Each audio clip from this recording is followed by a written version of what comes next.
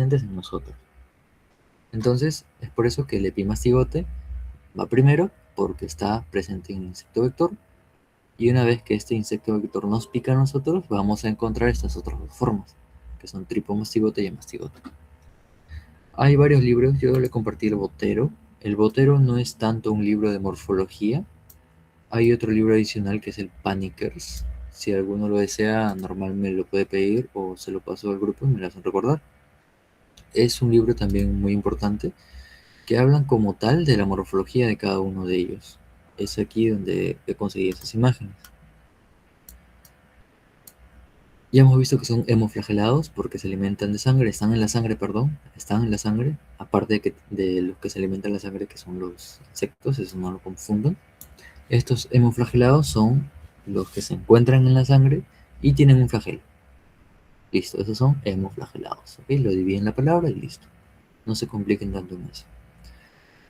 Aquí tenemos bueno, en este caso es una morfología en general, no es ni epimastigote ni tripomastigote, pero vamos a decir que es un tripomastigote.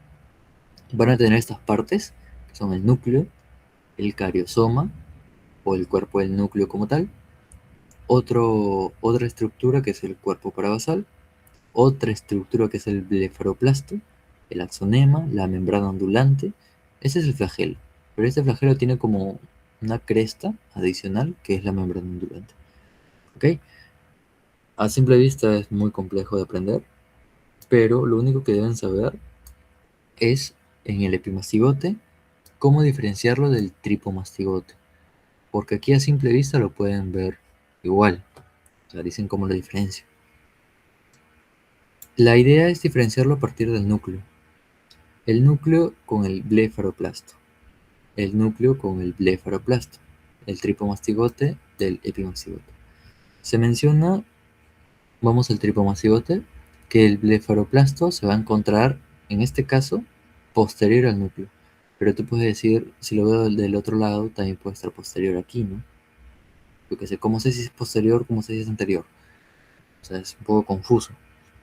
Pero más que todo la diferencia va a ser porque el blefaroplasto en el tripomastigote va a ir pegado a alguno de los extremos.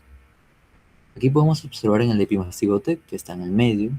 ¿Está al costado? Sí. Está en el medio, puede estar un poco aquí adelante, un poco más atrás, etc. Pero en el caso del tripomastigote, sí o sí lo van a encontrar casi en un extremo. Entonces, si observan en un extremo, yo que sé, les ponen el microscopio, si lo observan en un extremo, ya dicen que es tripomastigote de ley. ¿Ok? Entonces, vamos en orden, nuevamente. El epimastigote se encuentra en el insecto vector. ¿Cuánto mide? Entre 15 y 20 micras, está igual que sus diapositivas. Tiene una forma fusiforme, forma de hoja, forma de C, forma de U, forma de S. ¿Ok? Todo es lo mismo, son sinónimos. Presenta un núcleo, que ya lo hemos visto. Presenta un flagelo, que ya lo hemos visto. Presenta una membrana ondulante, que también lo hemos visto aquí, arriba. No se observa como tal, pero les he mencionado que es como una cresta. Se menciona como característica adicional que el cinetoplasto está anterior al núcleo. El cinetoplasto, acá me olvidé de mencionarles también, el cinetoplasto o el blefaroplasto, tómenlo como sinónimo. No es como tal lo mismo, no quiero confundirlos la verdad, pero por si acaso les menciono que el blefaroplasto más el cuerpo parabasal son el cinetoplasto. ¿Ok? Pero para fines prácticos, digamos que es lo mismo, que el blefaroplasto es lo mismo que el kinetoplasto. Puede ser kinetoplasto o cinetoplasto, con C o con K, ¿ok? Es lo mismo. Se menciona que es anterior al núcleo. Pero esto de anterior y posterior ya hemos visto que es un poco confuso diferenciarlo en el microscopio. Pero para fines de examen sí te importa bastante, porque si te dicen que el cinetoplasto es anterior al núcleo, de frente marcas epimastigote. Si te dicen que el cinetoplasto es posterior al núcleo, de frente marcas tripomastigote. Para fines de examen, saber esto sí es importante, por eso lo he colocado de rojo. Y se encuentran en el insecto vector, específicamente en el intestino medio. Eso ya lo vamos a ver en el ciclo de vida. Pasamos al tripomastigote. En el tripomastigote se debe encontrar posterior al núcleo. Las medidas y la forma son similares, por eso que les mencioné que lo importante para diferenciarlos está en rojo. Posterior tripomastigote, anterior epimastigote. Otra forma como yo lo relacionaba, como yo lo recordaba, era que anterior empieza con vocal, epimastigote empieza con vocal. Entonces por allí pueden relacionarlo. Posterior con consonante, tripomastigote, T de consonante. Por ahí también pueden relacionarlo. Este se menciona que es el tripomastigote sanguíneo porque va a estar en nuestra sangre. Por eso que es el tripomastigote sanguíneo. O sea, esto ya está dentro de nosotros. Nos olvidamos del insecto. Aquí ya está dentro de nosotros. Y esta, por ende, va a ser la etapa infectiva, porque nosotros nos vamos a infectar de esto, del tripomastigote metacíclico. Y aquí entra otra diferencia, ¿no? Tripomastigote metacíclico no es lo mismo que tripomastigote sanguíneo. Sin embargo, son tripomastigotes. ¿Cómo lo diferencia? Ya lo vamos a ver luego. Pero ustedes lo pueden tomar como que es igual. Es ya muy técnica la diferencia, pero igual se lo voy a mencionar.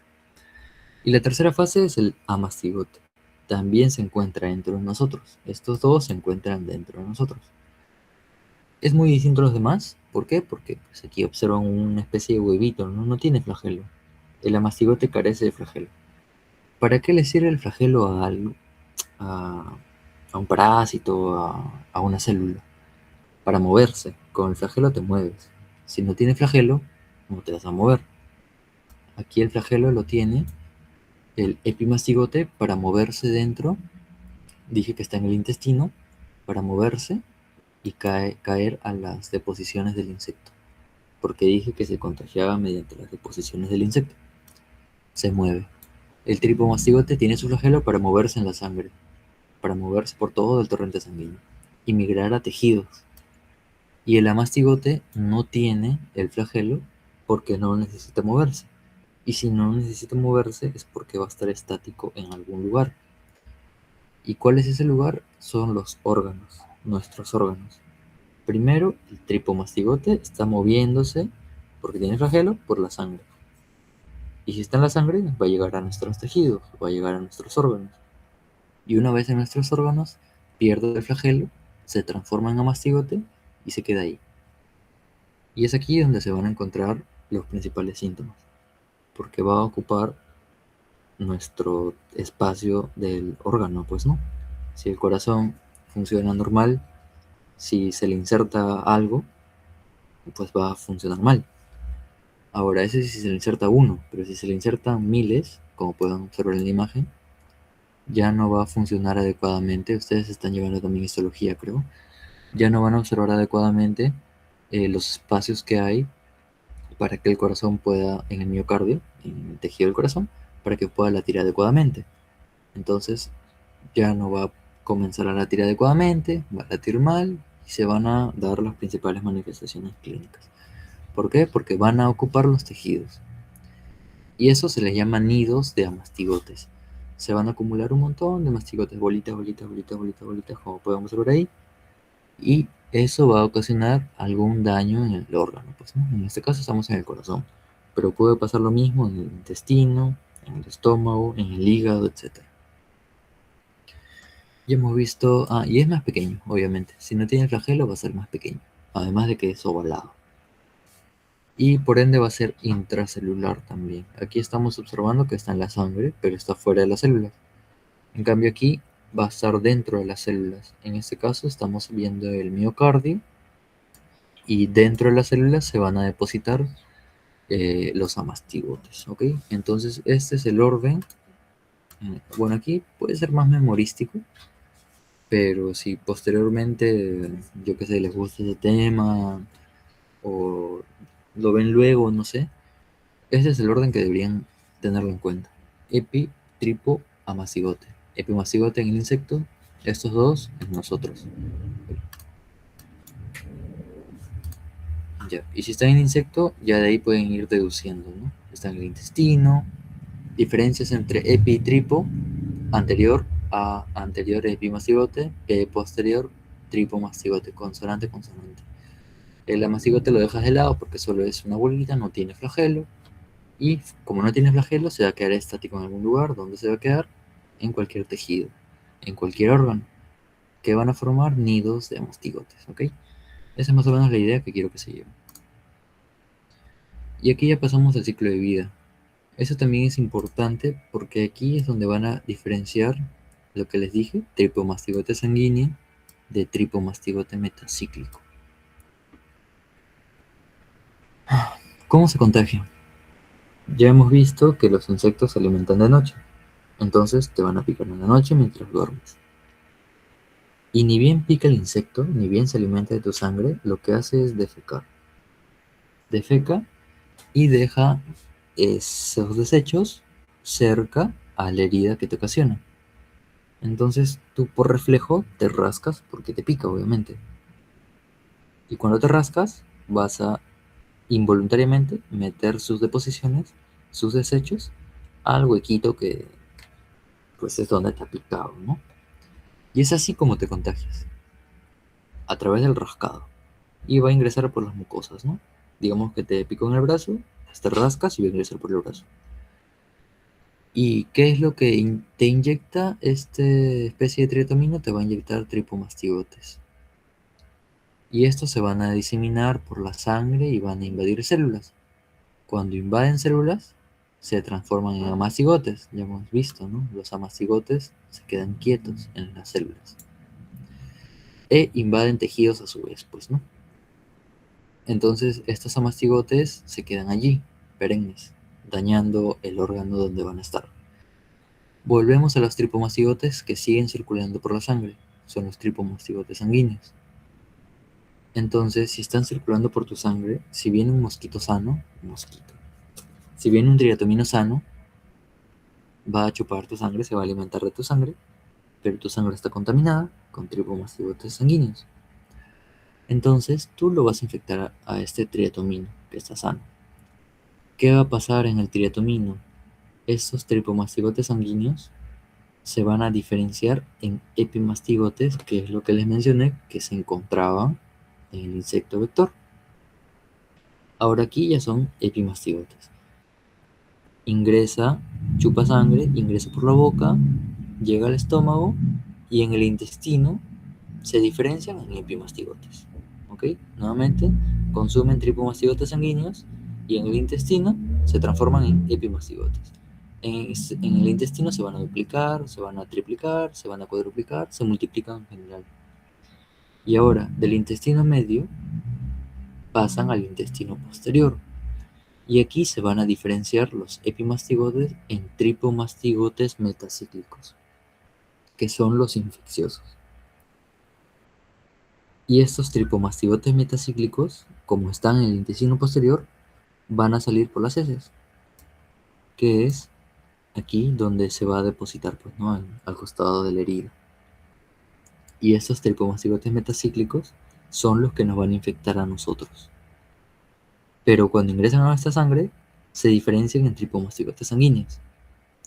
Y luego en mastigotes, y luego el insecto se infecta con tripomastigotes sanguíneos, regresa al intestino, a su intestino de ellos, se diferencian en epimastigotes, en el medio, luego pasan al posterior y se diferencian en tripomastigotes metacíclicos y así continúa el ciclo. Entonces, ¿cuál es la diferencia entre tripomastigote metacíclico y tripomastigote sanguíneo? Es que nosotros nos infectamos con tripomastigotes metacíclicos como tal. Ambos son tripomastigotes, sí, pero tú no te puedes infectar con un tripomastigote sanguíneo. ¿Por qué? Las características y las diferencias ya son bioquímicas, ¿cómo se llama? Son estudiadas por la biología molecular. Los cambios son mínimos, son moleculares, pero sí hay cambios, pero son tan pequeños que es prácticamente imposible diferenciarlos. Sin embargo, la forma infecciosa con lo que nos vamos a contagiar son con los metacíclicos, ¿ok? Hay diferencias, sí hay diferencias, pero con lo que nos contagiamos son tripomastigotes metacíclicos. Ese es el ciclo de vida que deben recordar. Y o sea, cómo te puedes contagiar. Aparte de este que es el principal, también se da de madre a hijo. La madre está embarazada y va a contagiar, se le llama verticalmente, a su hijo, ¿no? Que está en su barriguita. Ese es a través de la placenta. La placenta es el órgano donde el bebé se alimenta prácticamente, ¿no? El feto se alimenta de la placenta. La placenta tiene sangre, Entonces, estos tripomastigotes sanguíneos le pasan al bebé, ¿no? Ese es otro método de transmisión. También de la lactancia materna se ha visto que una vez que nace el bebé, la madre le va a dar de lactar y por la leche también contagia con tripomastigotes sanguíneos. También se menciona en sus diapositivas. Otro método es con sangre contaminada. Vas a donar sangre luego de hacer tus serums en la selva. Donas sangre en Sanfer y lo contagias, ¿no? Contagias a cualquier persona a través de sangre contaminada, principalmente por donación de sangre. Otros métodos, accidentes de laboratorio, tipo VIH, ¿no? Te hincas con alguna aguja de alguna persona que estaba infectada, te contagias. Hay casos de alimentos contaminados porque esos alimentos están contaminados con las heces, ¿no? Sin embargo, no es muy común porque va a ingresar a tu estómago y en tu estómago pues lo va a deshacer al tripomastigote, pero se ha descrito uno que otro caso. Ajá. En cuanto a las manifestaciones clínicas, esto creo que no es tanto de ustedes. Ustedes lo que deben llevarse más es hasta aquí, hasta el ciclo de vida y todo lo anterior. Sin embargo, ¿qué he puesto? Sin embargo, manifestaciones clínicas que lo vamos a ver luego y patogenias que están muy relacionados, también se los han mencionado. Así que aquí está organizado de una forma visualmente más atractiva. Últimamente uso mucho esa palabra, desde que estoy haciendo sus flashcards. Pero van a existir tres fases, ¿ok? Aguda, de latencia y crónica. La fase aguda es cuando pues te pica, ni bien te pica, lo que va a provocar es una lesión inicial, pues, ¿no? La típica ronchita, que se le va a llamar chagoma, como chagas, ¿no? Chagoma. ¿Y cómo se produce el signo de Romaña? Que es básicamente cuando... ¿Está acá? No está acá. Ah, está en la siguiente diapositiva. El signo de Romaña es básicamente cuando te pica, pues te rascas, ¿no? Y ahora cuando te rascas, te sobas los ojos. Y cuando te sobas los ojos, lo que vas a hacer es pues contaminarte el ojo, ¿no? Y aquí va a ser el signo de Romaña, que está caracterizado, así se los voy a escribir con palabras técnicas, por un edema bipalpebral, o sea, de ambos párpados, bipalpebral, de ambos párpados, párpado superior, párpado inferior, ambos se van a edematizar, se van a hinchar, a eso se le llama edema bipalpebral. Y es unilateral. ¿Por qué? Porque un ojo está sano y un ojo está enfermo. Ese es el signo clásico. Un edema bipalpebral unilateral. Bipalpebral unilateral. ¿Ok? Ese es el signo de Romaña. Y eso se va a dar, pues ni bien te pica, ¿no? Porque lo que vas a hacer es rascarte y luego te vas a rascar el ojo y así se va a dar ese signo de Romaña, que es clásico de la enfermedad. ¿Ves a un niño con eso o una persona con eso? Trypanosomiasis. Listo. Y bueno, pues se va a dar una reacción inflamatoria en tu cuerpo porque hay un agente extraño, etcétera, ¿no? Y en pacientes con VIH que son inmunosuprimidos, pues va a ser peor. La fase de latencia es porque una fase aguda va a durar entre 8 a 12 semanas. Puede ser sintomático o no puede ser sintomático, o sea, puede desarrollar síntomas o no puede desarrollar síntomas. Sin embargo, muchas veces se queda el parásito en tu sangre y no va a producir enfermedad por mucho tiempo. ¿Cuánto es ese tiempo? 10 años hasta 36 años, que es lo que se menciona, ¿no? Que es lo que demoramos en ir al mundial. Esa es la fase de latencia, porque durante todo ese tiempo puedes tener al parásito dentro de ti, pero no te va a producir síntomas. Pero ya hemos mencionado la fase de mastigotes. O sea, el parásito se va a ir diferenciando dentro tuyo y se van a ir produciendo mastigotes. ¿Qué van a hacer los mastigotes? Se van a ir a tus tejidos. Y durante 30 años, 20 años, 15 años, se van a ir depositando en tus tejidos. Entonces allí es donde llega un momento en el que ya te va a causar daño. Y es donde se va a producir la fase crónica. Porque durante todo ese tiempo anterior, tus tejidos se han estado llenando de amastigotes. Y es allí donde se va a dar la principal manifestación clínica, que es la cardiopatía chagásica, que es lo que se menciona, chagásica, ¿no? O sea, va a haber daño en el corazón.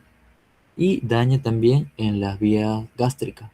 Puede ser estómago, puede ser intestino. pero principalmente intestino. Entonces, si tu corazón falla, pues te mueres, ¿no? Muerte súbita. Es frecuente la muerte súbita, ¿ok? Esas son las tres fases que deben recordar también, o más que todo recordar, deben conocerlas, porque de aquí también pueden ustedes deducir un poco cuáles son las pruebas que van a tener. Y eso lo vamos a ver también después. Pero en cuanto a las manifestaciones clínicas, ya hemos ahondado un poco. Ya hemos visto la lesión primaria ochagoma, que es literal la roncha que te va a salir. El signo de Romaña, que es un edema bipalpebral unilateral. Se dice que la enfermedad suele pasar desapercibida en la fase aguda. Obviamente te pica, ¿no? Pero puedes decir, me ha picado algo y listo. A veces no te produce síntomas. Pero cuando te produce síntomas, ¿qué vas a tener? Vas a tener fiebre, escalofríos, dolor de cabeza, etcétera, ¿no? Y estas cosas adicionales que no es necesario que lo aprendan. Sin embargo, si ven un niño, ¿no?, con edema bipalpebral unilateral que encuentran en su pierna, ¿no?, una lesión primaria ochagoma, que es el sitio donde le ha picado, pues básicamente ya tienen su diagnóstico. Ya están diagnosticando, ya están aprendiendo a diagnosticar solo viendo, sin necesidad de ninguna prueba. En la fase de latencia ya hemos mencionado que no va a pasar nada. Y en la fase crónica, ¿qué es lo que va a pasar?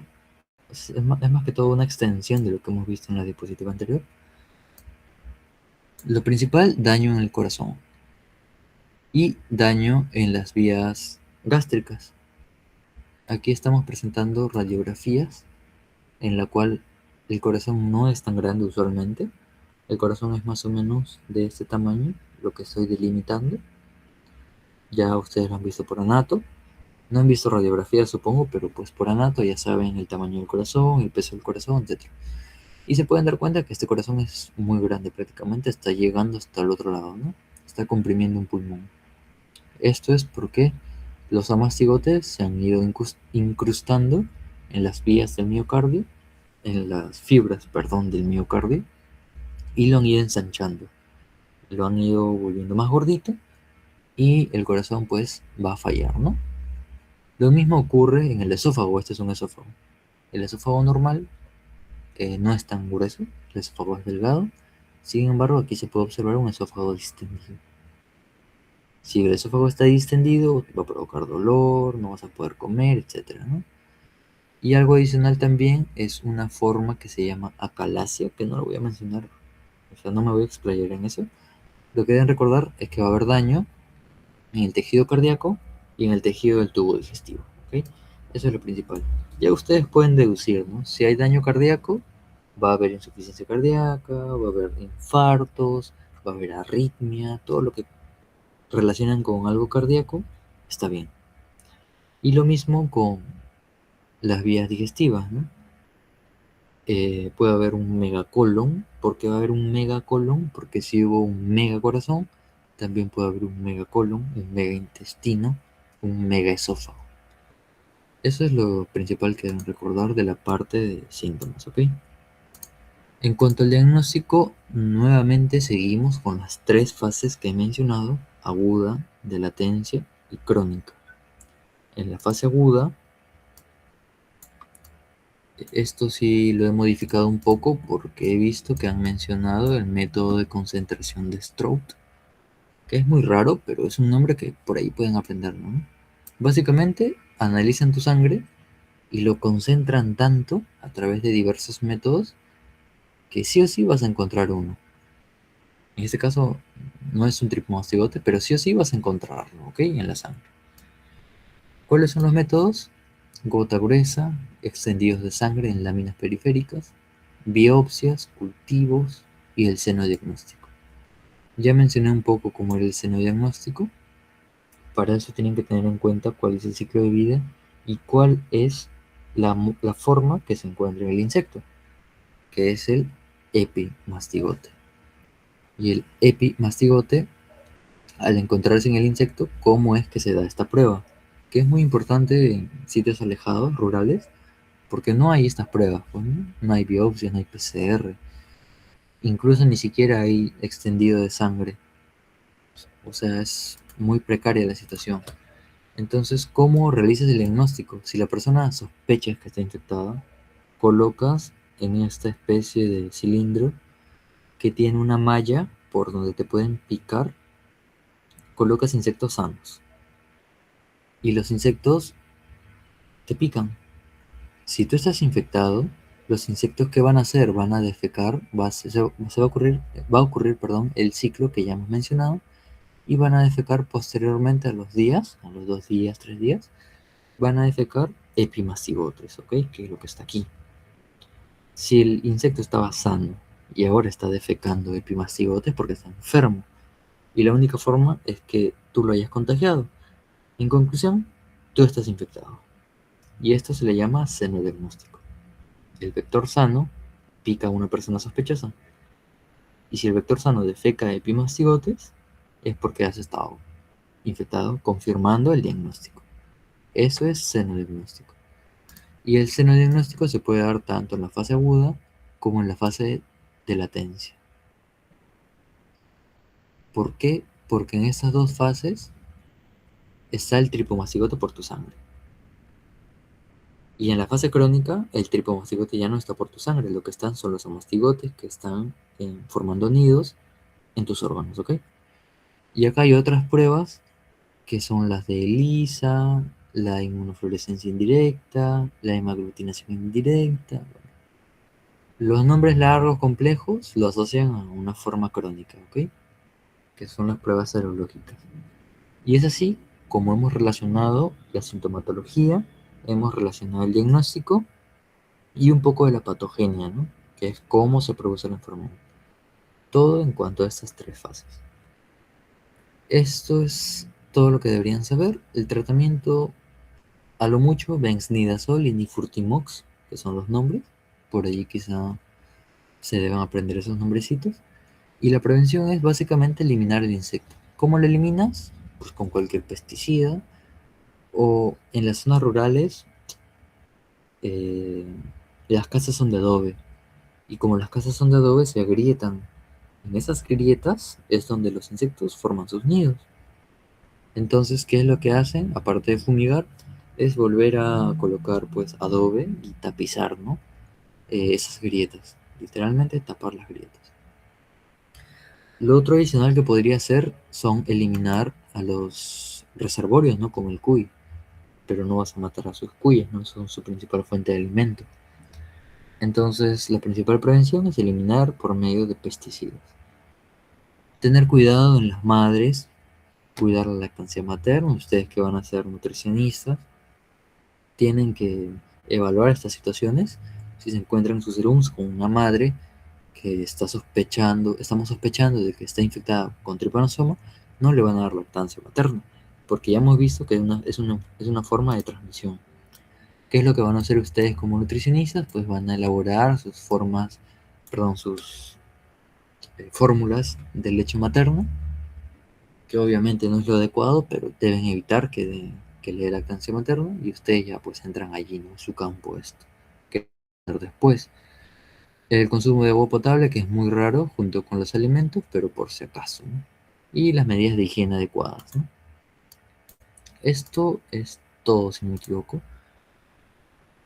Sí, esto es un cuadro resumen, es todo lo que he mencionado, las características morfológicas, la epidemiología, la taxonomía y generalidades, la sintomatología, esto ya de forma mucho más resumida, si les aburre volver a releer todo esto, porque sé que tienen otros cursos, sé que hay otros exámenes. Esto es lo más resumido que les he podido traer. Obviamente ya lo he mostrado anteriormente, pero aún no ha cambiado nada.